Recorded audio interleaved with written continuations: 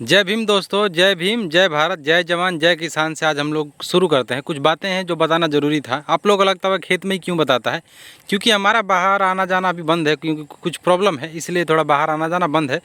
Problem है, देखिए doctor Ambedkar की बातों को कोट करेंगे, क्योंकि डॉक्टर अम्बेडकर हमारे रूप से, अब भले किसी को नहीं लगता होगा, लेकिन मेरे जीवन में और कुछ ऐसे ऐसे समुदाय हैं जिसके जीवन में डॉक्टर अम्बेडकर उस उजाले की तरह हैं। अगर नहीं होते, समझिए डॉक्टर अम्बेडकर आग होता है ना, कितना भी आप लकड़ी जुटा लीजिए, उसमें एक माचिस ना होना, उसके समान है डॉक्टर अम्बेडकर, और स्पेशली दलितों के जीवन में। तो आज हम लोग बात करेंगे, उनकी बातें खैर ख़त्म नहीं हो सकता, उनकी बातें करेंगे कृषि के मैटर में। जो हम धान की फसल दिखा रहे हैं, इसमें बहुत कुछ दिखाना नहीं है, दिखाना और बताना यही है कि जो हम लोग खेती करते हैं, तो खेती में क्या है कि जो दलित समाज है, दलितों को आज़ादी में सबसे ज़्यादा कौन लड़ा? अगर आप ध्यान से देखेंगे तो सबसे ज़्यादा समाज के लिए लड़े कौन? लड़े थे जनजातियाँ लड़ी थी, जैसे तिलका मांझी का नाम सुने होंगे आप। उसके बाद एक व्यक्ति आता है जिसका नाम है बिरसा मुंडा, और भी जैसे गारो हो गई, खासी हो गई, जयंतिया हो गई, सारे समुदाय के लोग मिलकर आज़ादी की लड़ाई लड़े। चलिए देश आज़ाद हो गया। वो तो आप शुक्र मनाइए कि डॉक्टर अम्बेडकर को मौका मिला, और डॉक्टर अम्बेडकर बीच में अगर नहीं टपकते तो हमारा और आपका क्या हाल होता, आप समझ सकते हैं। स्पेशली 85% का हाल क्या होता। आज भी कुछ जातियाँ हैं, जैसे चमार जातियाँ हैं, आज भी चमार लोग गाय का गोबर धो गाय जो बैल जो हकता था, अब बैल का लाइटिंग जो होता था ना, बैल का लाइटिंग उसमें भी लाइन लगाना पड़ता था कि ये मेरा बैल है और फलाना का बैल है, और ये इसका बैल अगर हगेगा अनाज और उस गोबर को ये लोग धो के खाएंगे। तो सोचिए, चमार जातियों में मतलब मुख्य रूप से वो जातियाँ जो उनकी गुलामी करती थीं, तो उनको ही अवसर मिलता था। वो सोचिए गोबर खाने के लिए भी, गोबर का जो गोबर सुनिए क्या होता है। गोबर होता है था कि जब दमरी होता था ना, तो जो चना धान गेहूँ जो जानवर खा लेते थे, तो जब एक्सट्रीम खा लेंगे तो खाएंगे जैसे अनाज, तो हगेंगे, लाइटिंग भी अनाज करेगा। सोचिए उस अनाज को खाने वाली जातियाँ थीं। स्पेशली इसमें से महत्वपूर्ण स्थान आता है चमारों का। तो ये चमार जातियाँ, भंगी जातियाँ, ये सब काम करती थीं।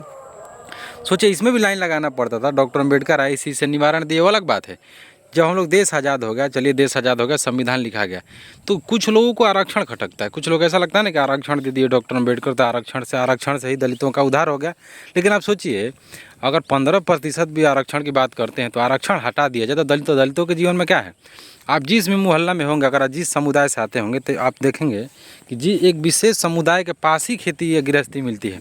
क्या आज आपको लगता है कि कोई चमार के पास 20 बीघा खेत होगा, धोबी के पास होगा, पासवान जी के पास होगा, भंगी के पास होगा, और भी जो जातियाँ, डोम हो गया, मुसहर हो गया, धरिकार हो गया, तो क्या आपको लगता है आज भी वो जातियाँ चूहा मार के कोई गिरगिट मार के खा रहा है, कोई कुछ मार के खा रहा है, उनका मजाक भी बनाया जाता है, समाज से अलग भी रखा जाता है?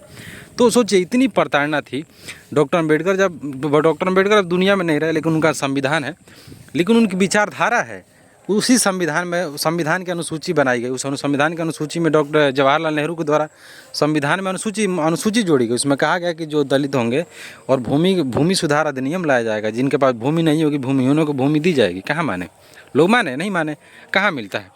तो यही बात है, जो 5% 10% आरक्षण रिजर्वेशन मिला है वो दिखता है लोगों को, लेकिन किसी के पास 2,000 बीघा ज़मीन है, 200 बीघा ज़मीन, वो कहाँ से लाए? और इसमें महात्मा गांधी और विनोबा भावे नमक नहीं पेट्रोल छिड़कने का काम किए, हाथ जोड़ के मांग रहे थे कि कम से कम आप लोग ज़मीन दे दीजिए। इनका अंदर इतना कुव्वत नहीं था कि खुलेआम बोले कि जब देश जब सबका है, जब सारे लोग मिलकर आज़ाद कराए, तो किसी विशेष वर्ग के पास 200 बीघा 10,000 बीघा ज़मीन क्यों रहेगा?